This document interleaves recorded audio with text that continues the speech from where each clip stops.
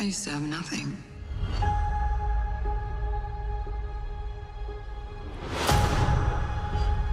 And then I got this job. This family. But nothing lasts forever.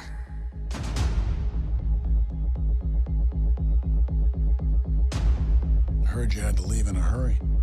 It's never easy these days. So what are you going to do? I've lived a lot of lives, but I'm done running from my past. I know you're out there. I know you know I'm out here. So we're gonna talk like grown-ups? Is that what we are?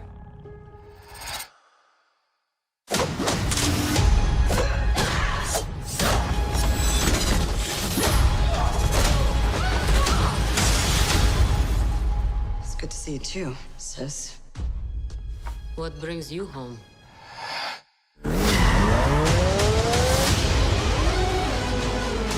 We have unfinished business.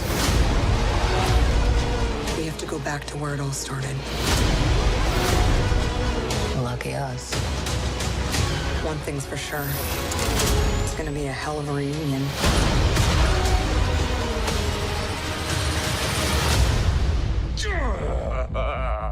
Still fits.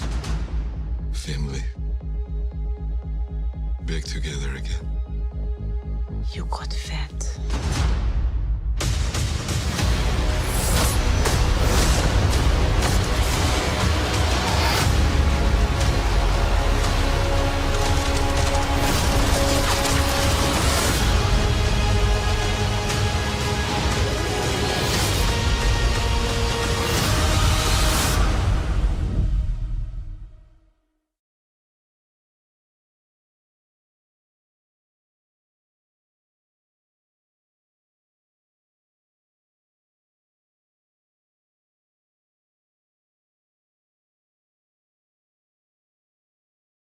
Hello everyone and welcome back to the channel. As you guys just saw, we got our first official trailer of Black Widow. And surprisingly, a lot of the footage actually features the main story that takes place after the events of Captain America Civil War, and the backlash of the Avengers breaking up, with Black Widow and the rest of Captain America's team going on the run after the events of Civil War and after Captain America broke everybody out of their prison. It's clear that Natasha Romanoff, though, has unfinished business with her past, and that she is broken off from the rest of the Avengers team, at least for a time. Again, there's a big gap between the events of Civil War and Infinity War, a few years in fact. So this is actually the perfect time to set a Black Widow movie. A lot of the trailer for Black Widow and a lot of the information we've been getting about it is that it will in fact take place in Budapest, leading myself of course to speculate obviously that Hawkeye will actually have an appearance in the movie at some point, if there is a flashback about it. But again, it appears as if the majority of Black Widow will actually take place after Civil War, with not a ton of flashbacks, but likely a few. It's also in Budapest in the trailer where we're introduced to another Black Widow for the first time, as they battle for a brief moment, but Natasha Romanoff ultimately calls her her sister. We then get a ton of flashbacks from other movies, from Avengers Endgame to Avengers Age of Ultron, which really establishes that this is the culmination of Black Widow's journey as a character, even though she ultimately met her final fate in the events of Endgame. This is the true definitive ending for the character. She's pretty much changed her ways entirely when we first met her in Iron Man 2 and in the Avengers, and it will be interesting to see her remove all of the red from her ledger in Black Widow, as the movie appears to be about righting past wrongs. We then get a shot of Thunderbolt Ross, and something interesting to note in this shot is the actor has clearly been de-aged, meaning that Thunderbolt Ross was clearly an important figure in Black Widow's past, but also her present, as again it's his duty to hunt down Black Widow after the Sokovia Accords, and after Black Widow ultimately decided to side with Captain America, abandoning the idea of the Accords. But again, here it's clear that Ross has something to do with Black Widow's past, and it would be interesting to see a flashback between Widow, Ross, and Hawkeye sometime in the film. Now let's talk about the other Black Widow. We know her as Yelena. In the comic books, Natasha and Yelena have a big rivalry with one another, with Yelena being the Red Room's successor to Black Widow after she abandoned them, and after she changed her ways and joined the Avengers. What's awesome about the two of them in the comic books is neither one of them has arose to be superior to the other, with there even being rumors that Yelena actually scored better on her Red Room test than Natasha Romanoff did. But the rivalry in the comic books being really interesting because Natasha has a whole lot more experience in the actual field. A lot of times in the comic books before, Natasha has tried her best to redeem Yelena, and the character of Yelena is a very gray individual, something that we may actually get to see here. They both also have similar training, something that's on full display here in the trailer. As we can see even in the trailer itself, they're being made to look like equals. We then get our first brand new shot of Black Widow's new black armor, as she appears to be standing in front of a plane crash. I really do like this new armor, as it's a lot bulkier and more combat oriented than others that we've seen the character wear in the past. As to what is going on here, I'm not really sure, but again, as far as the costume itself, I do like it, and we do actually get a few costumes in this trailer, including a white costume a little bit later, which we see obviously Natasha chooses to wear because she's attacking an individual in a snowy environment. This white costume of Black Widow was actually directly lifted from the comic books, and was designed by the Red Room. Now, let's talk about the villain of this movie, one of my favorite comic book villains from the comics, Taskmaster. We only get a few glimpses of Taskmaster throughout the trailer, and no dialogue to my current knowledge. Something about Taskmaster that's really cool from the comic books is he has the ability to see and then mimic a fighting style to a T, making him the equal of some of the best fighters in the MCU, if this trait does in fact carry over. In the comic books, he's an assassin, and in the comics has actually been able to mimic and then use the fighting styles of characters like Daredevil, Captain America, and Hawkeye, making him exceptionally dangerous and one of the few individuals that could throw Captain America's shield accurately. In the trailer, we get to see Taskmaster shoot a bow and arrow, indicating that he may have actually been mimicking Hawkeye here. Now finally, moving on to my favorite part of the trailer, the Red Guardian, or Alexei, one of my favorite characters from the comic books that appears to be a whole lot more comedic in this movie. In the comic books, the Red Guardian is pretty much the Russian Captain America, who again in the comic books was set up by Russia to be the answer to the Americans' Avengers, making him again the Captain America figure of the group. In the movie itself though, it appears as if he was imprisoned for some unknown reason and undisclosed amount of time, although again according to other characters he's gained a lot of weight. In the comic books, Red Guardian is actually another super soldier, although not on the level of Captain America, but in the MCU it makes sense that they actually would have experimented with a super soldier serum, but I'm not sure if the Red Guardian as seen in Black Widow is actually a super soldier, although it's not impossible. I should also add, in the comic books, Natasha and Red Guardian actually got married, but they did eventually break up when Red Guardian faked his own death to become Red Guardian, leaving Natasha Romanoff to a life with the Red Room. And now finally in the trailer, I want to talk about a character known as Melina, an older Black Widow who's gone through the Red Room training and final test about 5 times in the comics. She's again set to be the leader of the Red Room Black Widow program, and in the comic books has an intense hatred for Black Widow for abandoning the Red Room. It's clear that she'll be playing the role as one of the main villains in Black Widow, and I can't wait to see the character and her relationship with Natasha Romanoff. Anyway though guys, that's pretty much my breakdown of the Black Widow trailer. It looks surprisingly serious and really action-packed. But what were your thoughts on the Black Widow trailer, and is there anything that I missed in my breakdown? As always my friends, thank you so much for watching. Hit that subscribe button to assemble and join our team, and have a great day.